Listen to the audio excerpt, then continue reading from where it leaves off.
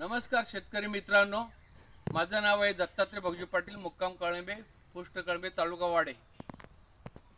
आपला कालचा जो वादळी पाऊस झाला त्याच्यामुळं आपल्या शेतकऱ्यांचं बरंचसं नुकसान झालं। आता ही आंबा सीझन होती आणि आंबे आता नाहीपेक्षा थोडे 50% लागले होते। मोर आला भरपूर करपून गेले, पण आपण औषध उपचार भरपूर केल्यामुळं आपले 50% आंबे आले होते।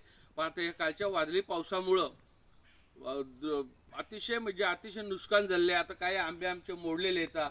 असे माझी 1 हेक्टर जागा, याच्यामध्ये 70 आंबे येतात। 70 आंबेचा जमिनीवर सगळे दोस्त झाले आणि नुकसान झाला।